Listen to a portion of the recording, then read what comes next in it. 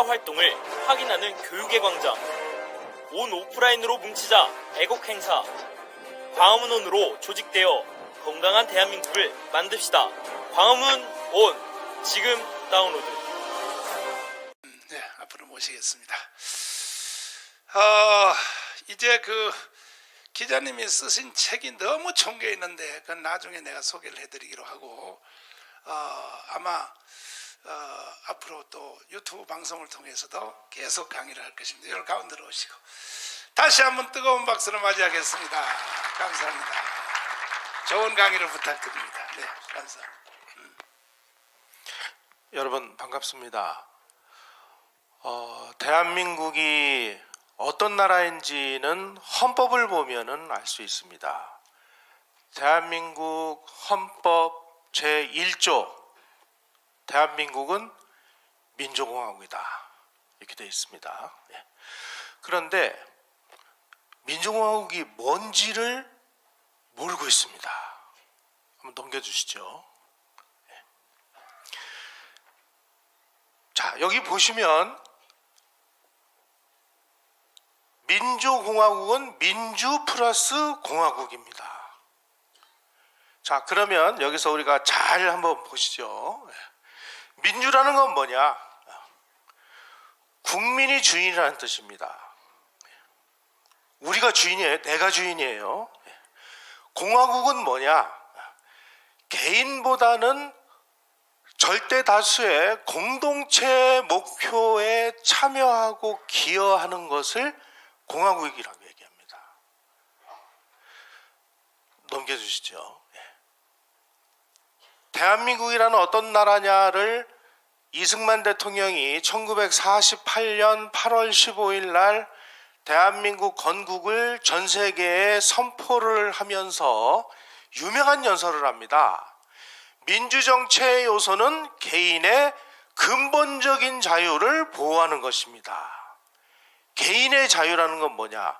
하나님이 한 개인에게 준 천부적인 자유라는 것이 있습니다. 생각할 수 있는 자유, 말할 수 있는 자유, 거주 이전의 자유, 종교를 믿을 수 있는 자유, 이런 것들을 이제 천부적인 인권이라고 하는데, 바로 그러한 개인의 근본적인 자유를 보호하는 나라를 우리가 건국했습니다. 이렇게 1948년 8월 15일 날 이승만 대통령이 전 세계 앞에서 우리가 선언을 했습니다.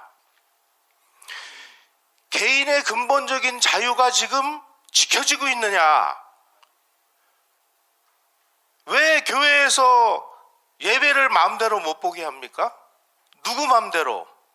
헌법에는 이렇게 나와 있는데. 다시 말씀드리면 지금 현재 문재인 정부는 이승만 대통령이 선포한 개인의 근본적인 자유를 보호하는 것을 포기했거나 막거나 무슨 수단 방법을 가리지 않고 제약을 가하려고 지금 하고 있습니다. 그래서 우리는 이건 아니다. 우리의 근본적인 자유를 우리는 되찾아야 되겠다. 그래서 여러분들 이 고생하시는 거 아니겠습니까? 넘겨주시죠. 개인의 자유 중에서 가장 중요한 자유는 뭐냐? 내 개인 재산, 내가 땀 흘려 벌어서 번 돈, 이것을 지켜주는 자유입니다. 이걸 사유재산이라고 하죠. 지금 문재인 정부가 무슨 짓을 하고 있습니까? 세금이라는 이름으로 국민의 주머니를 지금 강탈하고 있지 않습니까? 지금 돈이 없다 보니까 국민들이 가지고 있는 이 아파트 한 채에 그 공시지가를 올려서 세금을 더 늘려받겠다고 얘기를 해요. 세금 맘대로 올리는 거는 헌법 위반입니다. 세금은 국회에서 국민의 동의를 받아서 올리게 돼 있는데 이 국회에는 국민의 대표라고 뽑아놨더니 이런 것들이 다 빨갱이들이에요. 제멋대로 올리고 있습니다. 대한민국은 자유민주공화국이라는 것이 지금 무너지고 있는 거를 이런 걸 보면 알 수 있습니다. 국민이 가지고 있는 이 재산을 세금이라는 이름으로 강탈해가는 이런 범죄 행위가 지금 우리가 눈을 뻔히 뜨고 있는 앞에서 지금 진행이 되고 있습니다. 이거 어떻게 해야 될 거예요? 막아야죠. 넘겨주시죠.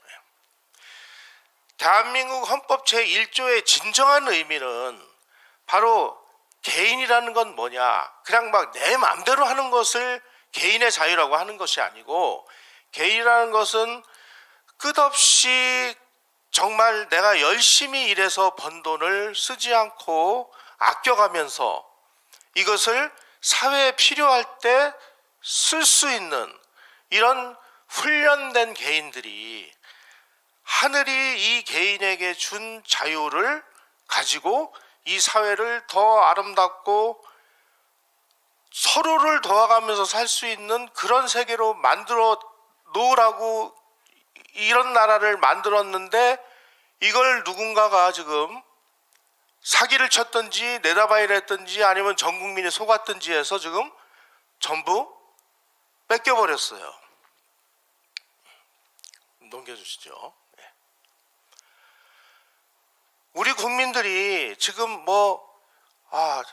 문재인 정부의 국정지표 제3번이 국민의 삶을 책임지는 정부라고 되어 있습니다.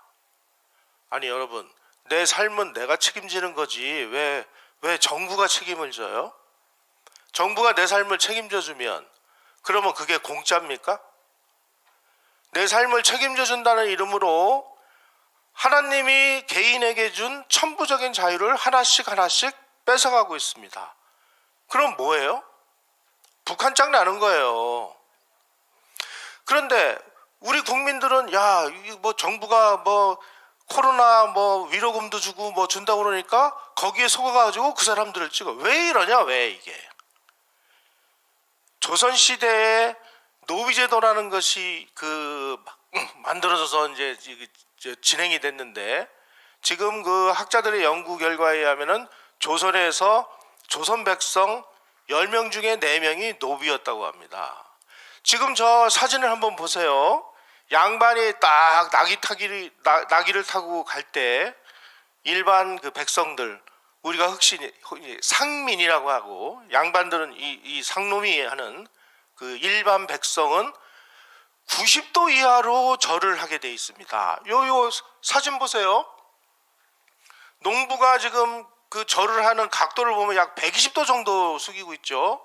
만약에 이렇게 인사를 안 하면 잡아다 죽여도 아무 죄가 안 됩니다. 이렇게 눌려 살다 보니까 우리 더불어 살고 국가가 해주고 그러면은 다 눈이 뒤집혀가지고 마치 그것이 사실인 것처럼 거기다 투표를 하고 있어요. 이거는 대한민국이라는 그 근본적인 의미를 이 사람들이 아는 건지 모르는 건지, 어쨌든 지금 저런 식의 사고방식을 가진 사람들이 투표를 하다 보니까 코로나 그동안 정말 어렵게 사셨죠. 지금 저 서울시장 부산시장 선거 내일 모레면 치러진다고 하니까 문재인 정부가 뭐라고 얘기했어요? 3월 내로 지원금을 줄 수 있도록 빨리 서둘러라, 이렇게 얘기를 하지 않습니까? 이건 뭐예요? 표를 돈으로 사겠다는 얘기입니다. 왜 이렇게 우리 국민들은 잘 속아 넘어가느냐? 속아 넘어가는 이유가 있습니다. 넘겨주시죠. 대한민국은 지금까지 조선시대에서부터 양반, 상민, 중인, 노비, 천민 이런 그 신분구조로 되어 있습니다. 약 연구 결과에 의하면 3%에서 7%의 양반이 93% 내지 97%의 일반 백성들을 흡혈귀처럼 뜯어먹는 구조로 되어 있습니다. 그것만 있나요? 여기 여성분들 많이 계신데 정말 대한민국에서 태어나신 건 행복입니다. 조선시대에 태어났으면 우선 첫째로 여성들은 이름이 없습니다. 인간이 아니에요. 그 다음에 내가 태어났는데 정실부인에서 태어난 게 아니라 뭐 첩의 아들로 태어났다. 그러면 이것도 또 차별 대상입니다. 끝없는 차별과 그냥 뭐 양반, 뭐 중인, 뭐 이렇게 찢어져 있다 보니까 언제 한번 우리 모두가 우리 국민이야, 대한민국 국민이야라는 의식이 한 번도 없었습니다. 조선시대에도 없었고 일제시대에도 없었고, 대한민국이라는 것이 탄생을 하면서 이승만 대통령이 헌법으로 대한민국은 민주공화국이고 이제 뭐 양반 쌍놈 이런 거 다 없애버려. 그리고 정말로 충격적으로 여성들에게도 투표권을 다 줬습니다. 지구상에서 대한민국처럼 1948년에 일괄적으로 뭐 양반도 한 표, 노비도 한 표, 여성도 한 표 이렇게 보통 선거권을 한꺼번에 준 나라는 지구상에 한국밖에 없습니다. 제가 조사해 보니까요, 스위스라는 나라가 연방으로 이루어져 있는데 스위스의 한 연방이 여성에게 투표권을 준 시기가 언제냐? 1979년에 줬습니다. 대한민국은 1948년에 남녀노소 가릴 것 없이 만 20세 이상 되면 다 투표권을 줬어요. 혁명이 일어난 겁니다. 이게 진정한 혁명이에요. 우리는 한 번도 지금까지 우리는 하나 된 국민으로서의 자각이 없었던 상황입니다. 그런 상황에서 이제 이승만 대통령이 자 이제 개인의 자유 그리고 여러분들의 인권 뭐 이런 걸 다 준다고 하니까 이게 뭐 자유가 뭔지 뭐 개인이 해야 될 무슨 책임은 뭔지 이런 것도 모르면서 야 이제 우리는 자유야, 자유 내놔 뭐 이렇게 지금 일이 벌어지기 시작했습니다. 넘겨주십시오. 대한민국은 민주공화국이라는 건 뭐냐면 개인인 내가 주인이라는 뜻인데 주인으로서 해야 될 일이 무엇인지조차도 모르는 상황에서 우리는 주인이 됐어요. 그러다 보니까 도대체 내가 지금 국가를 위해서 뭘 해야 될지, 국민으로서의 책임은 뭔지 이런 거는 묻지도 따지도 않고 권리만 내놔. 나 지금 우리 민주공화국에 사니까 헌법에 의하면은 내가 주인이잖아. 그러니까 자유 내놔. 이런 방종적인 자유를 우리는 원하게 됐습니다. 이걸 이제 학술적인 용어로 얘기하면 요 다음 페이지 한번 보여주십시오. 예. 자유라는 말을 그 영어에서 온 말인데 영어에는 자유라는 말이 두 가지가 있습니다. 리버티라는 말이 있고 프리덤이라는 말이 있습니다. 프리덤은 뭐냐? 그냥 어떤 동물적인 자유 이런 걸 이제 그 프리덤이라고 얘기해요. 리버티는 뭐냐? 절제가 있는 한계가 있는 자유를 리버티라고 얘기합니다. 그런데 이게 외국에서는 리버티와 프리덤이 명백하게 나눠져 있는데 이거를 번역하다 보니까 전부 자유라는 말로 통칭을 하다 보니까 우리는 자유 그러면은 그냥 무절제한 자유, 극단적인 자유 이런 거를 얘기를 해요. 그러다 보니까 대한민국에서는 야 대통령 대통령이 되면은 뭐 모든 것을 다 할 수 있는 것처럼 이렇게 돼 있고 국민들은 정치인들에게 모든 것을 다 내놓으라고 얘기를 하고 지금 엉망진창인 상황이 돼버렸습니다. 다음 한번 넘겨주십시오. 이 사회를 유지하려면 절제 있는 자유를 누려야 되는데 우리 국민들은 무절제한 자유를 요구하고 있어요. 이것을 해결해 줄 수 있는 사람은 아무도 없음에도 불구하고 국민들이 그걸 요구를 하니까 정치인들은 그럼 국민들이 해달라는 거 다 해줄게. 이게 포퓰리즘입니다. 문재인 정부처럼 돈 나눠드릴게요. 그러면 그 문재인 대통령의 개인 재산으로 나눠주는 게 아니지 않습니까? 국가라는 것은 이 실체가 없어요. 국가의 주인은 누구예요? 국민이죠. 그러니까 국민에게 세금이라는 명목으로 돈 내놔 뺏어가지고 그거를 인심 쓰듯이 나눠줍니다. 아니 지금 헌법으로 분명히 그 헌법에는 세금을 올리려면 국회나 이런 데서 국민의 동의를 받아야 된다고 했는데 그 국민이 대통령하고 한편이면은 누가 뭐라고 할 것도 없는 거예요. 자, 그러면 저 모양 저 꼴에 저 국회의원들은 누가 뽑았습니까?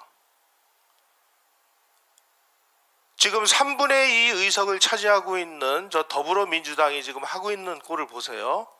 대한민국을 아주 망치려고 작정을 한 사람들이 지금 저 사람들인데 저 사람들이 3분의 2 의석을 쿠데타를 해서 잡았습니까? 국민의 선거에 의해서 3분의 2 표를 얻었잖아요. 그러니까 도저히 이거는 좀 이해할 수가 없다. 그러니까 야 이거 혹시 뭐 선거 과정에서 무슨 뭐 부정이 있었던 거 아니냐? 사람들이 막 멘붕이 될 정도로 이런 혼란 상황이 벌어지고 있습니다. 문재인 정부는 누가 뽑았습니까? 우리 국민이 뽑은 거잖아요. 박정희 대통령이 5.16을 일으켜서 쿠데타를 일으켜서 현 정부를 무너뜨리고 총칼로 권력을 잡았습니다. 지금 그래가지고 그 좌익들이 뭐 박정희는 뭐 적폐고 뭐 이렇게 얘기를 해요. 만약에 그 당시에 박정희라는 사람이 총칼로 쿠데타로 권력을 안 잡았으면 지금 대한민국은 어떻게 됐을까? 여러분 어떻게 생각을 하십니까? 대한민국은 지금도 저 가난한 후진 국가로 뭐 그냥 저 북한 정도 이 정도 살고 있지 않을까요? 박정희라는 분이 집권할 때는 뭔가 좀 하자가 있었던 것은 사실이지만 이분이 18년간 대한민국을 통치를 하면서 저 그지 발사회 같은 나라를 그래도 밥술이나 먹고 사는 나라로 만들었으니 나중에 결과적으로 보니까 이분은 정말 혁명을 일으킨 거구나. 박정희 사람은 참 대단한 사람이구나. 우리가 이렇게 인정을 해주는 거 아니겠습니까? 박정희라는 분이 만약에 그 당시에 나 이제 그 육군소장 안 할래. 그리고 제대하고 나와서 여러분 뭐 조국 근대화하겠으니까 나를 뽑아주십시오 했을 때 과연 이분이 대통령이 당선될 수 있었을까요? 우리는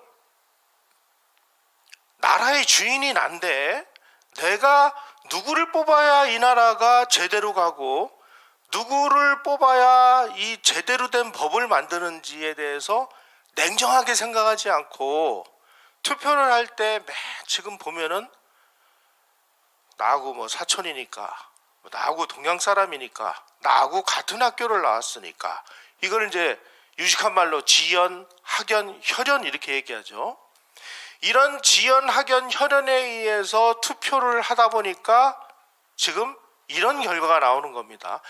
1980년 이후에 지금 제가 특정한 지역을 말씀드려서 좀 송구스럽습니다만은 저 호남 지역에서 40년이 넘도록 특정 정당의 후보에게 90% 이상의 몰표를 몰아주어서 극단적인 투표 형태가 40년 이상 반복되는 이 현상은 이 지구상의 민주주의, 의회민주주의 투표로 대통령을 뽑는 나라에서 이런 현상이 과연 이게 존재를 할 것이냐, 이걸 어떻게 이해해야 될 것이냐. 정치학자들이 좀 다 이걸 어떻게 설명을 해야 되느냐. 한국 사람이 지금 지연, 학연, 혈연에 얽매여 가지고 그리고 거기에 뭐 특정한 정치적인 성향이 얽매여 가지고 이런 식의 극단적인 투표 형태를 보이는 한 과연 대한민국이 투표로서 민주주의 국가를 제대로 운영할 수 있겠느냐.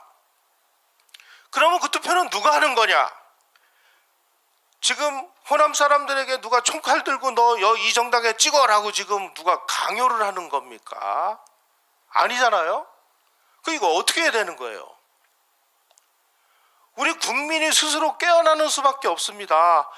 이게 민주주의를 유지하려면은 지연, 학연, 혈연이라든지 뭐 누가 뭐 내일 모레 막 뭐 코로나 후원금을 준다든지 이런 걸로 해서 그걸 주는 사람에게 표를 찍으면 안 되겠구나 하는 자각과 각성이 일어나야 대한민국이 근대 국가가 되는 건데, 우리는 아직도 조선시대의 그 사고방식에서 한치도 못 벗어나가지고 그냥 뭐 내 친구니까 찍어야 되고, 뭐 우리 동양이니까 찍어야 되고, 나 뭐 고등학교 뭐 같은 데 나왔으니까 찍어야 되고, 이러다 보니까 엉망진창이 된 거예요. 모든 문제는 남이 뭐 나라를 개판쳐서 지금 이 모양 이 꼴이 된 게 아니고, 우리 대한민국의 주인인 국민 한 사람 한 사람, 시민 한 사람 한 사람이 깨어 있느냐, 근대화된 국민이 돼 있느냐, 저런 좌익들의 선전선동이나 포퓰리즘이나 뭐 돈 몇 푼 준다라고 하는 저 가머니설에 지금 속아 넘어가서 거기에 표를 주느냐 안 주느냐, 이 분별력을 가질 때 우리는 제대로 된 국민으로 깨어날 수 있는데, 아무리 봐도 지금 거기까지 우리가 못 간 것 같아요. 넘겨주십시오. 대한민국의 심각한 문제점은 뭐냐? 대한민국 헌법에 대한민국은 이런 나라니까 이런 방향으로 가야 되겠다라는 목표가 없습니다. 제가 얼마 전에 페이스북에다가 야, 우리 지금 애국가 참 이거 가사가 좀 문제 있는 거 아니냐라고 제가 문제를 제기했더니 많은 분들이 막 저를 비난을 하시더라고요. 제가 뭐라고 썼냐? 애국가를 보면 동해물과 백두산이 마르고 닳도록 하나님이 보호하사 뭐 우리나라 만세, 무궁화 삼천리 화려강산, 대한사람 대한으로 뭐 길이 보존하세. 야, 여기에 대한민국을 어떤 나라로 만들겠다는 건지, 대한민국이 어디로 가야 되는 건지, 어떤 목표가 있는 건지, 지향점이 있는 건지 뭔지 아무것도 없어요. 2절 가면은 더 이상해요. 남산 위에 조소나무, 뭐 철갑을 두른 듯. 남산 위에 조소나무가 뭘 어쩌잔 말이에요. 지금 나라가 지금 망해가는 판인데, 헌법도 이렇고 애국가도 이렇고 그러다 보니까 우리가 지금 어디로 가야 되는지를 아무도 모르는 사이에 이 좌익들이 대한민국의 이 역사를 탈취해가지고 대한민국은 탄생해서는 안 될 나라야, 이거 정말 더러운 나라야, 이승만이라는 사람이 말이야 분단국가를 세워가지고 이 모양 이 꼴로 만들었어 하는데 다 속아 넘어가다 보니까 그러면 이제 어떻게 해야 돼? 그러면 연방제 통일해야지, 이제 이런 식까지 지금 벼랑 끝까지 우리가 밀린 것입니다. 넘겨주십시오. 지금 민주당 의원들 상당수가 뭐 다 그렇다는 얘기는 아니지만 거의 대부분이 대한민국을 파괴하려고 아예 작심했던 사람들입니다. 이 사람들은요, 제가 저하고 요즘에 이제 그쪽에서 이쪽으로 전향 온 사람들도 많이 있고 그래서 얘기를 들어보면 자기네들끼리 이렇게 회의를 할 때는 서열이 정해진답니다. 제일 높은 서열이 뭐냐? 감옥을 가장 여러 번 갔다 나온 사람이 제일 윗서열이래요. 무슨 혐의로 갔다 왔느냐? 무슨 뭐 도둑질해서 뭐 이런 거는 안 되고, 국가보안법 위반으로 가장 많은 형을 살고 나온 사람이 책임자가 된대요. 이건 무슨 얘기입니까? 대한민국을 말아먹기로 작정한 사람들이라는 뜻이에요. 그 사람들이 3분의 의석을 차지했습니다. 혁명에 의해서 한 게 아니라 표를 줘서. 넘겨주십시오. 그래서 지금 그러니까 국회라는 거는 이제 국민의 대표인데, 이 국민의 대표라는 사람들이 만드는 헌법이 전부 우리 국민들 다 뒤집어지는 이 법들을 만들고 있어요. 뭐 예를 들어 가지고 뭐 동성애를 허용하는 법이라든지 그야말로 정말 말이 안 나오는 정도의 이 엉터리 같은 법안들, 지금 여러분들 아마 언론 보도 이런 데 보시면 이상한 법들이 부지기수로 쏟아지는데 이게 무슨 뜻인지, 뭘 하자는 건지.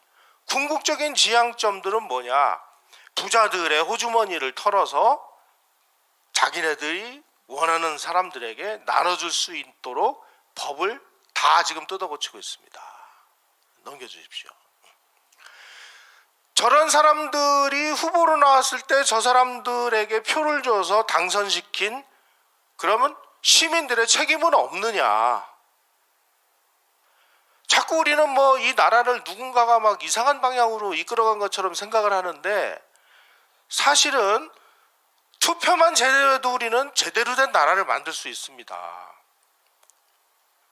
투표를 지금 제대로 안 하니까 이런 결과가 나온 거예요. 그럼 투표를 제대로 하려면 어떻게 되느냐? 국민이 이놈이 진짜인지 가짜인지를 판별할 수 있는 능력을 가져야 된다는 얘기죠. 넘겨주십시오.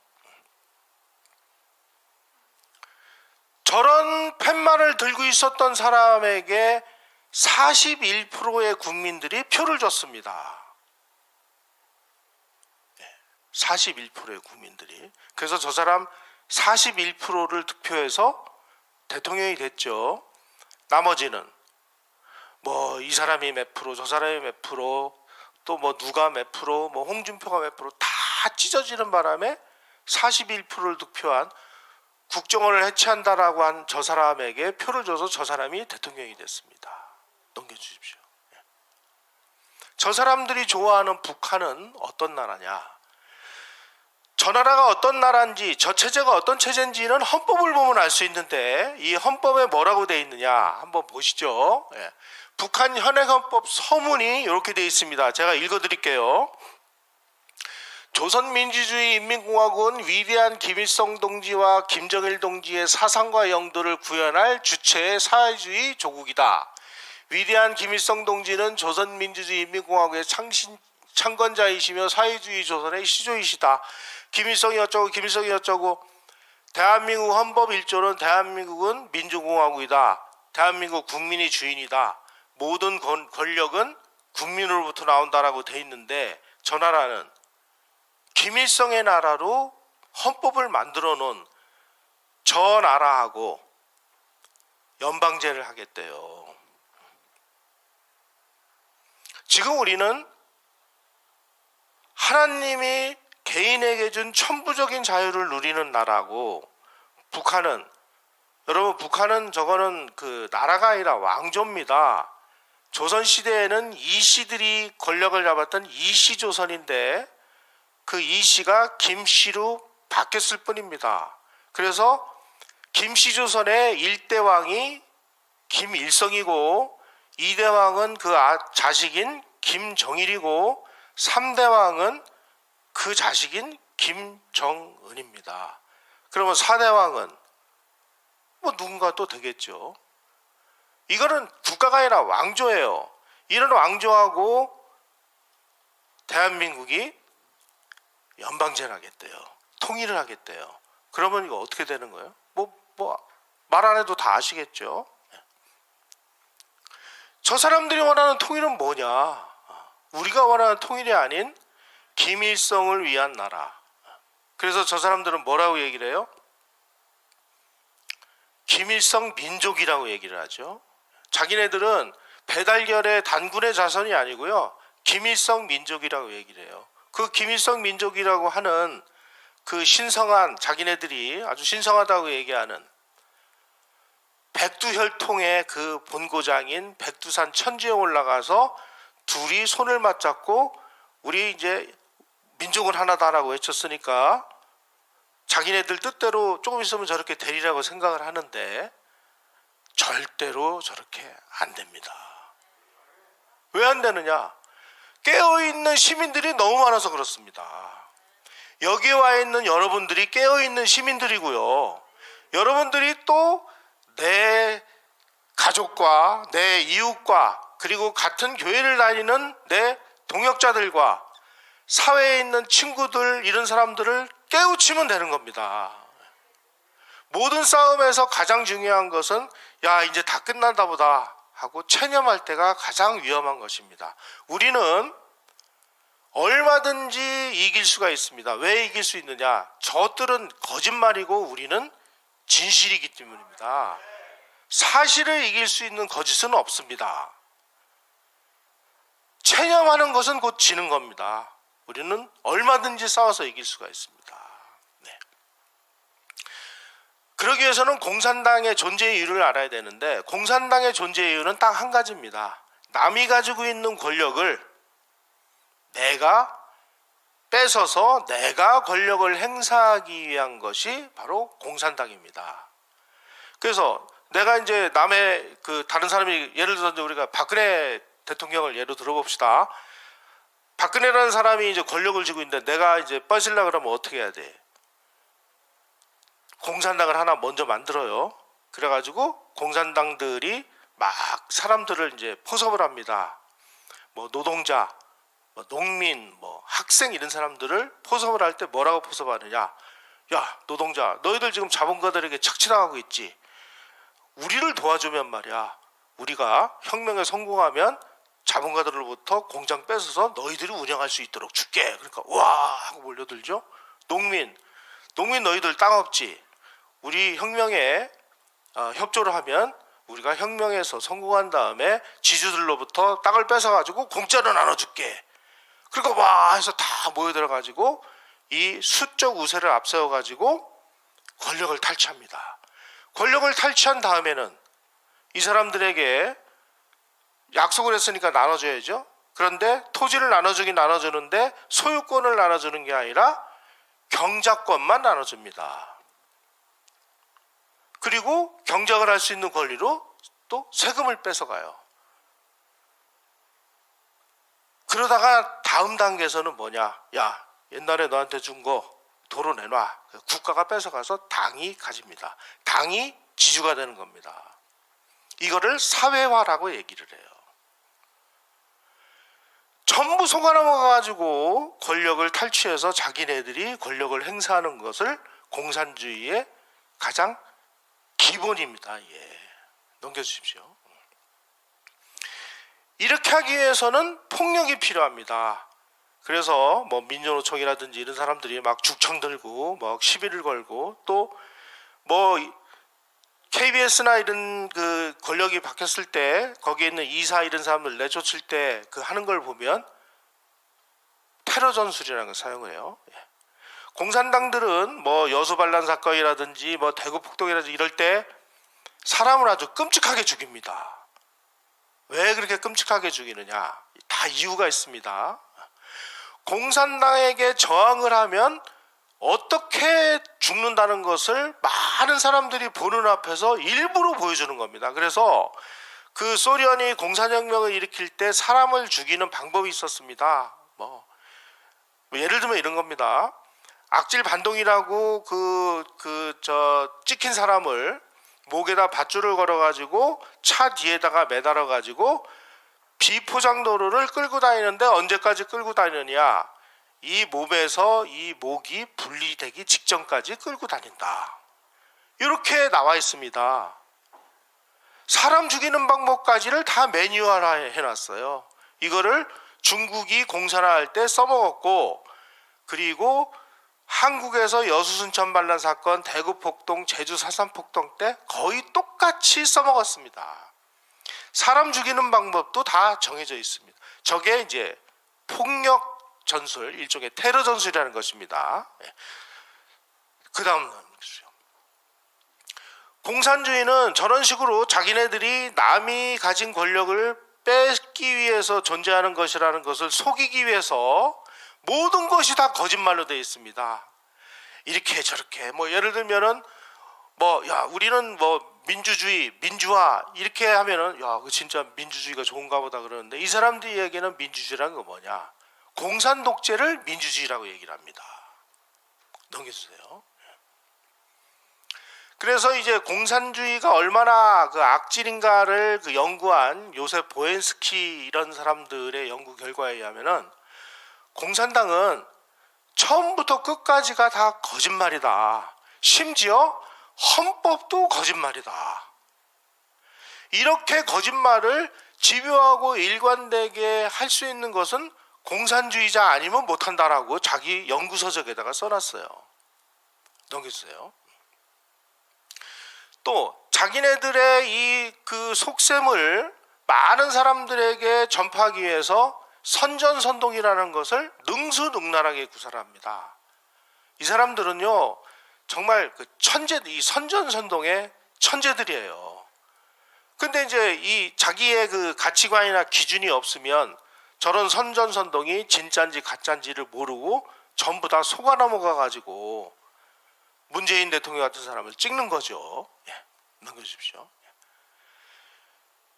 이 조국이라든지 추미애 이런 사람들이 지금까지 언론 보도를 보면 거짓말을 저렇게 일삼으면서도 조금도 죄책감을 느끼지 않습니다. 죄책감을 느끼면 공산주의가 아니죠. 그러니까 공산주의는 입만 열면 거짓말이다. 거짓말을 하면서도 조금도 양심의 가책을 느끼지 않는다. 그 거짓말을 통해서 국민들을 속여서 다른 사람의 권력을 탈취해서 자기가 권력을 행사한다. 이게 공산주의의 기본 원리입니다. 넘겨주세요. 여기 보시면 이 공산주의자들이 자기네들의 본질을 속이기 위해서 얼마나 이 용어를 그 속여먹는지를 제가 몇 가지 대표적인 걸 여기서 써놨는데, 공산주의자들을 진보주의자라고 얘기해요. 아, 저 사람 진보적이야. 그러면 저 사람 공산주의야. 이게 맞는 건데 이런 식으로 용어를 속여놨습니다. 그 다음에 예를 들어가지고 양심수. 양심수는 무슨 양심수예요? 공산주의자죠. 그러니까 이런 용어를 전부 이런 식으로 세탁을 해놔요. 민족 자주정권, 이거는 사회주의나 공산주의 지향의 용공정권, 이게 원래 맞는 말입니다. 근데 이런 식으로 다 이걸 다 속여 놓은 거를, 이 용어를 우리는 아무런 비판 의식도 없이 그냥 쓰고 있어요. 넘겨주십시오. 공산당은 또 이중구조, 자기네들이 이제 거짓말을 해야 되니까 그 거짓말과 거짓말을 전부 막 해가지고 이 사람들은 자기네들이 하고자 하는 것은 공산독재인데, 공산독재라는 본질을 들통나면 안 되니까 진보적 민주주의 이런 식으로 전부 위장을 해놨습니다. 고영주 사장께서 저에게 해주신 말씀 중에 1980년대까지만 해도 이 간첩들이나 이런 사람들을 체포하면 나는 공산주의자다 하고 당당하게 얘기를 했답니다. 그러면 이제 형량이 높게 나오는 거예요. 그러니까 어느 날 공산주의라는 용어를 안 쓰더래요. 그 다음에는 무슨 용어를 썼느냐? 나는 민중민주주의자다. 민중민주주의가 북한식의 이 소위 말하는 공산혁명이라는 사실은 이석기의 통진당 해산 재판 때 민중민주주의가 북한식 폭력혁명이라는 것이 밝혀졌습니다. 그러니까 그 다음에 이 사람들이 뭐라고 용어를 바꿨느냐? 앞에 민중자를 빼고 우리는 민주주의야 이렇게 얘기를 해요. 그래서 이거 큰일 났다. 민주주의마저 우리가 쟤네들한테 뺏기면 이거 큰일 나겠다 싶어서 쟤네들이 쓰는 민주주의와 우리가 생각하고 있는 민주주의를 표시를 내기 위해서 우리는 자유민주주의다 이렇게 쓰는 거죠. 자유민주주의가 아닌 그냥 민주주의, 이거는 북한식 공산혁명을 이야기하는 것이라는 사실을 명백히 하셔야 됩니다. 넘겨주십시오. 저 사람들이 이야기하는 민주주의는 공산폭력혁명이라는 사실이 이미 여러 판례를 통해서 다 밝혀진 바가 있어요. 넘겨주세요. 공산당의 필연적인 귀결은 뭐냐? 공산주의는 자기네들 민주주의를 한다고 하는데 그 민주주의 나중에 보니까 당이 권력을 행사하고 당은 또 당 중앙이 권력을 행사하게 돼 있고 당 중앙이 나중에는 한 사람의 그 권력을 행사하게 돼 있습니다. 그 한 사람이 누구냐? 소련으로 치면 레닌이고 중국으로 치면 모택동이고 북한으로 치면 김일성이고, 자기네들 아무리 민주주의라고 얘기해도 공산주의는 저런 식으로 전부 권력을 상부로 위임하게 돼 있습니다. 그러다 보니까 모든 권력은 다 한 사람으로부터 나오죠. 그게 뭐예요? 독재죠. 그게. 넘겨주십시오. 그래서 공산주의는 뭐 민주주의니 나발이니 뭐 아무리 얘기를 해도 독재자에 의한 독재가 될 수밖에 없는 이런 구조로 되어 있습니다. 지금 대한민국은 삼권 분립이 돼 있다고 하는데 이 삼권 분립을 믿는 국민이 어디 있어요? 한국도 지금 저쪽으로 지금 계속 가고 있는 거죠. 우리도 모르는 사이에 지금 국회가 제 역할을 하고 있습니까? 사법부가 제 역할을 하고 있습니까? 검찰 두들겨 부수는 거 보십시오. 저 사람들이 어떤 사람인지 넘겨주세요. 대한민국은 현재 지금 치열한 내전이 진행 중이고 지금은 말로만 싸우고 뭐 이념으로만 싸우고 그렇지만 여기서 한 단계 더 나가면 이제 죽창이 나오고 몽둥이가 나오고 총칼이 난무하는 이런 상황으로 갈 가능성도 매우 높은 상황이 됐습니다. 만약에 여러분 내년 3월 달이 대선인데 내년 대선에서 자기네들이 도저히 선거를 통해서 뭔가 자기네들이 권력을 유지할 수 없다는 판단이 설 경우에 무슨 일이 벌어질지 모른다는 사실을 우리는 명백하게 알고 계셔야 됩니다. 자, 그러면 우리는 어떻게 할 거냐? 넘겨주세요. 체제변혁 세력들의 내란을 막아낼 수 있는 결정적인 방법이 뭐냐? 다 여러분들 이제 고민하고 계시잖아요. 이 세상에 그냥 공짜 점심은 없습니다. 국민 개인 한 사람 한 사람이 깨어나는 수밖에 없습니다. 어떻게 깨어나느냐? 다음 넘겨주십시오. 자유민주주의의 10계명이라는 것이 있습니다. 자유민주주의 이외에 다른 것은 믿지 말라.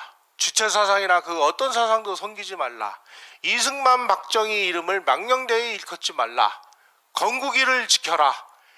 자유상 경제와 기업인을 공경하라. 개천에서 용났다고 시기하지 말라. 내 것이 아니면 재물이든 사람이든 탐하지 말라. 국가의 위해를 입힌 자는 선출직과 임용직에 등용하지 말라. 법치, 정의, 윤리, 도덕을 거짓되게 이용하지 말라. 자유 대한민국에 충성하라. 이것만 지켜도 이것만 우리가 통용되는 사회를 우리가 만들어도 얼마든지 싸워서 이길 수가 있습니다. 넘겨주십시오. 미국의 그 로버트 프리만 버츠라고 하는 아주 유명한 그 교육 분야의 석학이 민주시민 교육을 해야 민주주의가 제대로 작동된다 이렇게 얘기를 해요. 민주주의는 그냥 놔두면 정상 작동하는 게 아니라 민주주의가 정상적으로 작동할 수 있는 뭔가의 작업이 필요하다. 그 작업이 뭐냐? 민주시민 교육이다. 민주시민 교육이라는 것은 어머니 뱃속에서 타고나는 것이 아니라 교육에 의해서 길러지는 것이다. 여기까지는 다 알고 있어요. 그런데 그러면 내 아이에게 민주시민 교육을 가르쳐야 되는데 민주시민 교육이 뭐지? 이렇게 물으면 잘 몰라요. 민주시민 교육이 뭐냐? 그래서 이 로버트 프리만 버츠라는 분이 이런 걸 가르치는 게 민주시민 교육이야. 이거를 가르쳐야만 민주주의가 제대로 작동이 돼. 세 가지로 정리를 해놨습니다. 첫째, 대한민국이라는 나라가 어떤 나라인지 건국의 역사와 이념을 제대로 가르쳐야 된다. 둘째, 헌법의 정체성을 가르쳐야 된다. 법치주의도 가르쳐야 된다. 헌법의 정체성을 가르쳐야 된다고 그랬는데 여러분 지금 문재인 대통령이 다른 장관도 물론 뭐 문제가 많습니다만은 이 법무부 장관을 연이어서 정말 그 입에 담기도 그 어려운 일들을 하는 사람을 골라서 장관으로 임명하는 이유는 법을 지키는 거는 개똥이야. 아무나 다 할 수 있는 거야. 이 의식을 심어주기 위해서 일부러, 다시 말씀드리면 법치를 파괴하기 위해서 저런 사람을 의도적으로 골라서 앉힌다는 사실을 아셔야 됩니다. 바로 이 두 번째 것을 파괴하기 위한 작업을 하고 있는 거예요, 저 사람들은.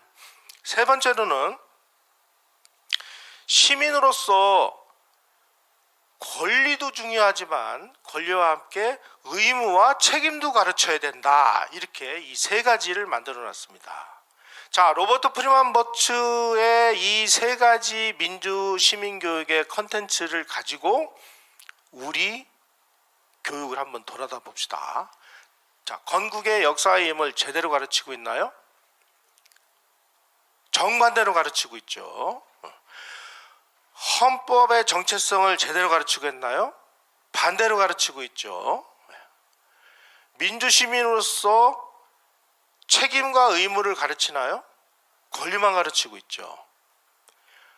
로버트 프리만 버츠가 얘기한 민주시민 교육을 정확하게 180도 뒤집어서 지금 대한민국의 초, 중, 고 대학에서 교육이 체계적으로 이루어지다 보니까 내 자식을 대한민국의 공교육기관에 초등학교, 중학교, 고등학교, 대학교 졸업하고 나오면 이 친구는 자연히 좌경화된 사람들이 무차별로 쏟아져 나오는 대한민국이 지금 만들어졌어요. 여러분, 지금 우리가 제가 왜 이 원론적인 말씀을 드리냐면 쟤네들하고 싸워서 이기려면은 대한민국 건국의 역사와 이념을 제대로 이해하고 제대로 공부하는 것이 첫 번째 지름길이다. 두 번째, 헌법의 정체성과 법치주의를 가르치는 것이 두 번째로 중요하고, 시민으로서의 권리와 함께 책임과 의무를 가르치는 것이 세 번째인데, 요거만 제대로 하면 우리가 얼마든지 쟤네들하고의 싸움에서 이길 수가 있습니다. 그러려면 어떻게 해야 돼요? 학교도 믿을 수가 없으니까 가정에서 가르쳐야 됩니다. 저는 제가 근대사를 공부하면서, 현대사를 공부하면서 아버지 무서워서, 왜냐면 아버지가 이제 아들이 무식하다고 주먹으로 이렇게 많이 때렸거든요. 아버지가 뭐 일부러 때렸겠습니까? 정신 차리라고. 우리 아이들에게 여기 계신 부모님들이 학교에서 가르친 이 가짜 역사가 아닌 진짜 우리의 건국의 역사와 이념, 이승만 대통령, 박정희 대통령이 정말 얼마나 피눈물 나게 대한민국을 일으켜 세웠는지를 우리가 가르쳐야 됩니다. 안 되면 이 교회라도 끌고 와서 이런 방송이라도 보게 하고, 요즘에 유튜브에 많은 그 양질의 컨텐츠들이 지금 만들어지고 있습니다. 이걸 통해서 이제는 우리가 얼마든지 저 친구들하고 맞서서 싸워서 이길 수 있는 길들이 열려 있습니다. 특히 유튜브 같은 이런 매체를 활용하면 얼마든지 우리 아이들을 제대로 된 민주시민을 교육시킬 수가 있습니다. 넘겨주십시오. 제가 문정종식이라고 쓴 이유가 있습니다. 1980년대, 90년대에 저 좌익들이 들고 나온 슬로건이 뭐냐? 군정종식이었습니다. 군정, 다시 말씀드리면 박정희 대통령, 전두환 대통령, 노태우 대통령, 이 시대는 대한민국에서 지워버려야 될 역사인데, 저는 군바리들의 통치 시대를 종식시키고 민주화를 외치는 이 민주화 투사 김영삼, 김대중, 노무현 이런 사람들을 대통령으로 만들어야 된다라는 슬로건이 군정종식이었습니다. 김영삼 씨가 군정종식을 들고 나왔을 때 모든 사람들이 다 박수를 치고 그 사람들에게 표를 줘서 김영삼 씨가 대통령이 됐죠. 우리는 지금 우리 현재는 뭐냐? 문 씨의 저 소위 말하는 좌익 파쇼 정권입니다. 2021년은, 그리고 2022년은 내년이 이제 그 대선의 해고, 얼마 남지 않은 이 1년 동안 우리는 이 문정종식을 성공시키려면은 결국 우리는 지금부터 우리의 역사, 특히 우리의 근대사, 현대사를 제대로 가르치는 것이, 제대로 공부하는 것이 지름길이다. 바로 국민이 주인인 대한민국이, 우리가 만든 나라가 얼마나 위대한 나라인지를 깨닫는 것이 바로 건국의 역사와 이념을 공부하는 첫 번째 지름길이라는 사실을 여러분만 아시면 안 됩니다. 여러분이 가정으로 가셔서 우리 가족들을 먼저 깨우쳐야 되고, 옆에 있는 친구와 사회 생활하는 모든 분들, 뭐 약수터에서 만나시는 분들, 이런 분들에게 이 메시지를 전할 때 대한민국은 얼마든지 다시 일어설 수 있습니다. 여러분 고맙습니다.